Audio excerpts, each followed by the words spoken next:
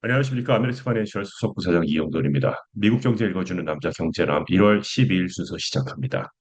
일단 주식시장은 장중 최저치에서 반등을 했습니다. S&P 500 지수는 투자자들이 페드의 의장 제롬 파웰에 대한 형사수사 소식을 소화하면서 거의 변동이 없는 상태가 됐습니다. 이렇게 S&P 500 지수는 큰 변동이 없었고 나스닥 종합지수는 소폭 상승을 했는데요. 다우존스 산업평균 지수는 117포인트 하락했습니다.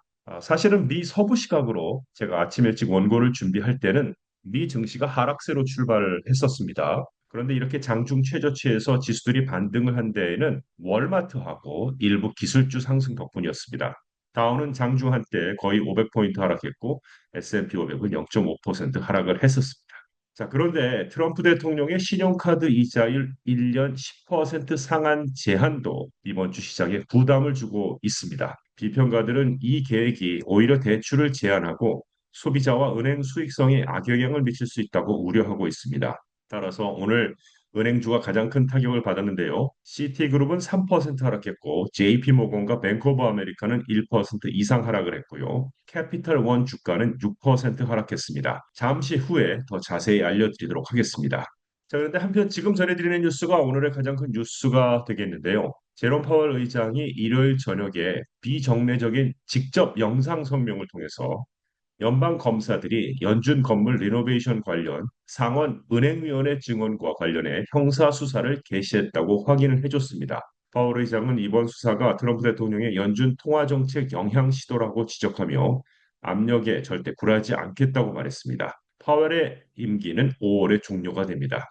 프리덤 캐피털 마켓스의 수석 시장 전략가는 이렇게 얘기합니다. 지금은 파월 개인 문제가 아니라 연준의 독립성 문제다. 이런 뉴스가 나오면서 반사적으로 매도 반응이 나온다라고 말했습니다.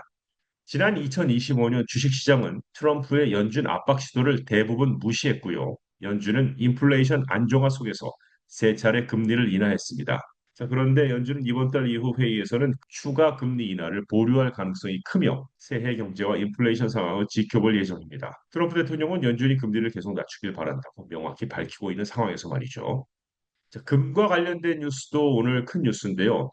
연준 독립성 약화에 대해 해지 수단으로 3%나 급등했습니다. 투자자들은 정치적 압박을 받는 연준이 재부상하는 인플레이션을 억제하는 데 주저할 것을 우려하고 있고요. 금 얘기도 잠시 후 더 자세히 살펴보도록 하겠습니다. 자, 월마트는 나스닥 100 지수, 나스닥 100 편입 기대감으로 2% 상승했습니다. 월마트는 소비자 그룹 상승을 이끌었고요. 이는 트럼프의 신용카드 금리 인하 추진과 유가 하락, 올해 미국 중간선거 전후 요인과 맞물려 있습니다. 또 팔란티어는 CT 애널리스트의 업그레이드로 1% 상승하며 일부 기술주 상승을 이끌었고 AMD와 오라클도 상승 마감했습니다. 자, 도널드 트럼프 대통령이 미국의 신용카드 회사들이 소비자에게 부과할 쓴 이자율을 1년간 10%로 제한하는 방안을 제안했습니다. 자, 이 소식에 밑에 보시는 지금 시티그룹, JP모건 체이스, 웰스파르고, 뱅크 오브 아메리카, 비자, 메스터, 아메리칸 익스프레스, 캐피털 원 등 주가가 일제히 하락했습니다. 이런 이자율 상한이 어떤 방식으로 시행될지는 지금 현재에서는 불분명한 상황입니다. 은행업계 내부자들은 이 정책이 소비자와 미국 경제 전반에 의도치 않은 부작용을 초래할 것이라고 경고하고 있습니다.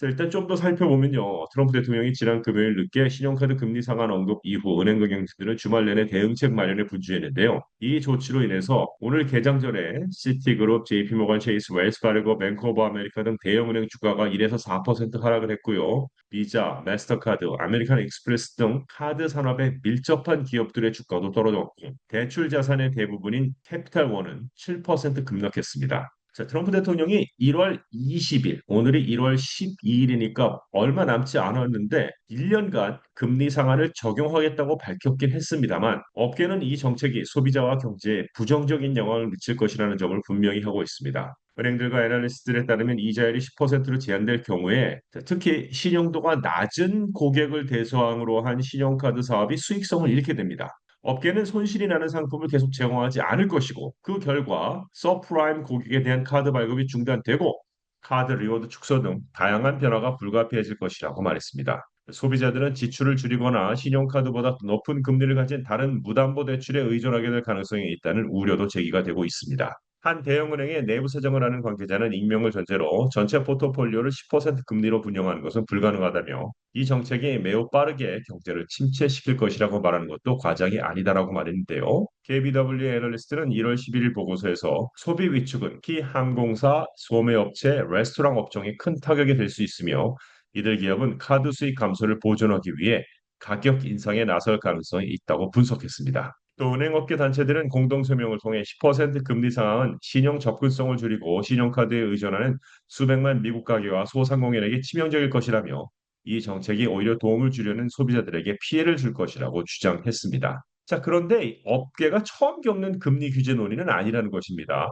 작년에 미주리주의 좌시 얼리 상원의원과 버리 샌더스 상원의원은 신용카드 연이율을 5년간 10%로 제한하는 법안을 발의했고 현재 의회에 계류 중입니다.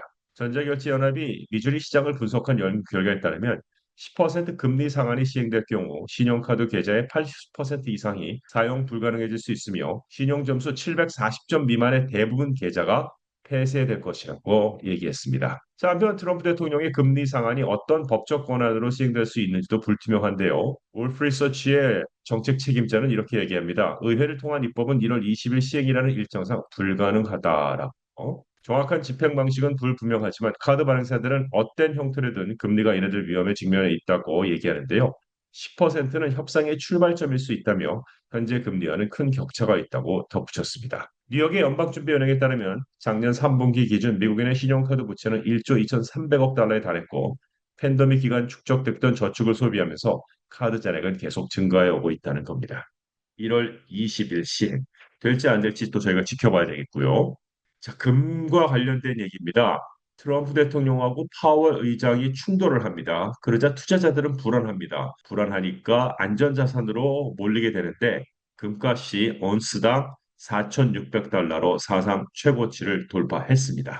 현물 금 가격이 언스당 4,584.12달러로 1.7% 상승했고 장중 한때 4,603달러를 넘어섰었고 2월 인도분 금 선물은 2.1% 상승한 4,595달러를 기록하고 있습니다. 한 애널리스트는 연준의 독립성이 공개적으로 도전받는 상황에서 그동안 신흥국에만 적용되던 정치적 리스크 디스카운트가 이제 달러에도 스며들고 있으며 이로 인해 투자자들이 실물 자산으로 이동하고 있다고 말했습니다. 골드만삭스와 모건스탠리 등 주요 투자자들은 6월과 9월에 각각 25 베이스 포인트씩 두 차례 금리 인하를 예상하고 있는데요. 이럴 때 이자가 발생하지 않는 자산인 금과 같은 자산은 저금리 환경과 지정학적 경제적 불확실성 국면에서 강세를 보이고 있다는 겁니다. 자, 현물 은 가격은 5.5% 급등했고요. 백금 가격도 4.6% 상승했습니다. 10가지 주요 이슈들 잠깐 살펴보면요. Department of Justice가 파월 연준 의장에 대한 형사수사 시작했다는 거 앞서 말씀드렸고요. 자, S&P 500 지수 하락세가 예상되는데 다시 복구됐고요. 세 번째로 신용카드 10% 상한 추진 얘기 앞서 말씀드렸고요. 자, 그런데 캐피탈원은 이러한 리스크로 인해서 주가가 많이 하락했습니다. 네 번째, 웰스파르고가 구글의 목표 주가를 268달러에서 350달러로 상향했는데 등급은 홀드, 보유를 유지했습니다. 다섯 번째로 월마트 주가가 상승했습니다. 오는 1월 20일 나스닥 100 지수에 편입될 예정이라는 소식 덕분이고요. 자, 여섯 번째로는 제약회사인 테바가 이전 가이던스 상단 수준의 실적을 발표하면서 주가가 5.5% 급등했습니다. 그러니까 예상보다 좋은 실적을 발표했다는 얘기가 되겠죠. 테바 파마슈티컬스는 글로벌 제약회사입니다. 특히 제네릭 의약품의 강점을 가진 기업입니다. 테바 기억하시고요. 일곱 번째로 바클레이스가 여러 항공사에 대해 목표 주가를 상향했습니다. 유나이티드 에어, 델타 에어, 아메리칸 에어 다 목표 주가를 상향했는데 2025년에 4분기 수요 증가를 반영한 결과고요. 여덟 번째로 웰스파르고가 소셜 미디어와 기술 기업인 메타 플랫폼에 대한 목표 주가를 소폭 하향했지만 계속 매수 의견을 유지했고요. 아홉 번째로 시티그룹은 GE의 에너지 발전 사업 계열인 GE 베르노바를 목표 주가를 상향했고요. 자, 열 번째로 시티는 산업용 제조와 공구, 장비 기업, 다양한 제조 시스템과 자동화 솔루션을 제공하는 도버를 90일 긍정 촉매 감시 목록에 넣었습니다. 애널리스트들은 도버가 높은 성장 시장에 더 많이 노출돼 있음에도 과소평가되어 있다고 판단했습니다. 이상 10가지 탑10 things to watch를 좀 살펴봤고요. 자, 끝으로 이번 주 시장에서 주목할 일정입니다. 내일 소비자 물가지수 CPI가 발표됩니다.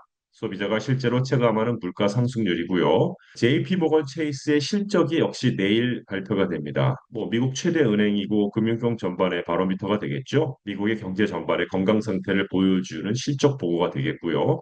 또 델타 항공이 실적을 발표하고요. 수요일은 생산자 물가지수 PPI가 발표됩니다. PPI의 의미는 기업 단계의 물가 상승률입니다. CPI의 선행 지표로 향후 소비자 물가에 반영될 가능성이 높습니다.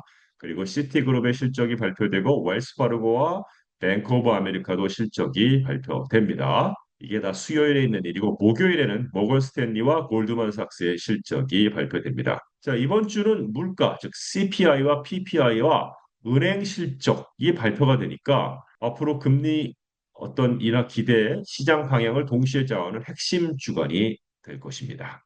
이상 미국 경제 읽어주는 남자 경제남을 마칩니다. 좋은 한 주 되십시오. 고맙습니다.